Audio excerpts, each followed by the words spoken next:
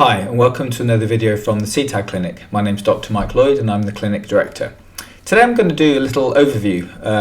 One of the videos that was put on quite a long time ago was on denial and recognition later in life. And there's been quite a lot of comments about how people continue to deny things, even when they know that they shouldn't and they know that they're denying. And I've just generally asked what can be done about it. So I thought it'd be useful just to sort of recap on denial and kind of, as best as possible, give the message that it's okay that denial is there. Just because people deny things does not necessarily mean that something is going wrong. And within dissociation, denial is such a common aspect of the experience that we have when we speak to people in the clinical settings or just in everyday life, that people deny the symptoms, they deny the dissociation, they deny the presence of alters, say in OSDD or DID. And it can really get in the way of things, but it's trying to make it so that people can see that this is a process that might need to be gone through at that particular moment in time. I would like to thank everybody that's mentioned this, because it does show that it is important for people to be able to try and understand this. It's a barrier. So denial for anybody is a barrier, and it's a very common experience. If we think about it being one of our primary defenses, if you like. So we know that dissociation is a defense system, but denial is also a defense system. So it's not surprising that the two would go hand in hand. Think of the sort of classic example of a kid that's been eating all the chocolate cookies out of the cupboard, and the parent asks them if they've done it, and they say no, but there's the cookie crumbs and the bits of chocolate all around the kid's mouth, and they've got chocolate on their fingers. It's obvious that they've eaten it, and yet they're going to say they haven't done it.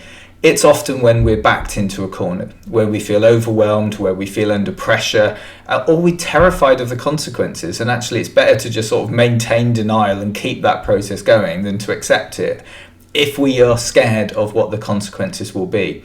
And this is one of those things about dissociation, is that people deny the presence of dissociation because to accept that dissociation is present can be overwhelming and terrifying, because that means so much. And that was what we were talking about in the first video, that it can be so difficult to accept that dissociation is happening, because then you have to accept that the trauma happened and then you've got to do something about it, and that can be a massive journey for people. So obviously denying that these things are happening is part of defending against that. Very often not a complete denial, as in never go to health services, don't do anything about it, completely and utterly reject all notions of mental health, of self-care, of dissociation, of whatever it might be, and just act as if nothing is happening. That's not really what we're seeing.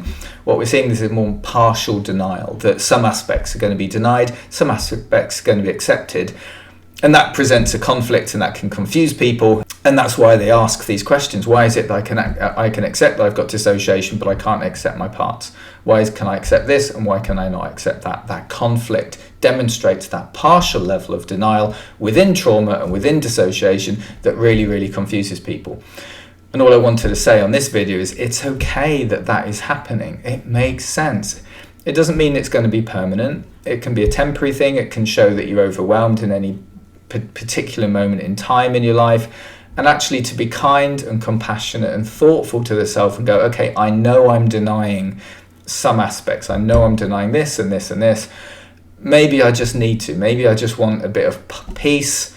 I want some calm. I want a period of my life where I'm not in catastrophic mode, where there isn't just disasters happening time and time and time again. And maybe denial is just a way of achieving a bit of peace and a bit of calm in any moment in time. Or it's about putting off difficult conversations, or it's about putting off the intention to go and do something about it. Like, I know I need to do something about it, but that means going and trying to find a therapist, and that terrifies me. So if I just act like it's not happening, I don't have to do all that stuff. That's okay. There's no point having shame about denying if denial is a defense system against aspects of trauma that might already be shameful. You're kind of doubling down on shame, and that would be a really sad thing to do. So it's much more important to be accepting, to be compassionate about it, and wherever possible, talk to people, to say to friends, family members if you can, therapist if you've got one, I know I'm denying, I get really confused by it, denial is a big problem in my life, and to make it an okay topic of conversation. That, I think, is really, really helpful. because it's about removing the shame of this. It's saying, yeah, I do deny aspects of this, and that's me defending against being scared. What a great statement to make just about that. It's tough to be able to carry all of this stuff that's being carried, and maybe denial allows that just to be easier for a day or a week or a period in life until you feel strong or resilient enough, or you're supported enough to be able to then go and do something about it. So that's it. Really, the message is that, sometimes denial is an important part of us just defending against the pressure and the stress of being in the world and the things around us. Obviously, not to have denial as being a long-term feature, because when it comes to health, if you deny aspects of health, then this can have sort of really difficult consequences later on down the line. So it's not about long-term denying. It's not about seeing denial as a permanent state of being. It's about using denial maybe just to get you through a period of time in life when things are really, really tough and you need a bit of help. And maybe that's all you've got. Address it, deal with it, talk about it, bring it out into the open, and accept that you deny if you do, and then have conversations about it, and then see what happens. And hopefully that level of denial sort of shifts and changes as knowledge increases, as more resilience occurs, more confidence occurs, strength, resources, support around all of these things can help mediate and reduce that level of denial and kind of help you towards recovery if that's where you want to go. So hopefully this has been useful.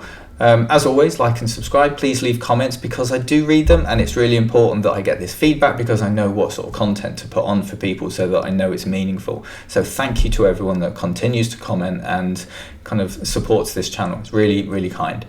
So between now and the next video, please take great care of yourselves.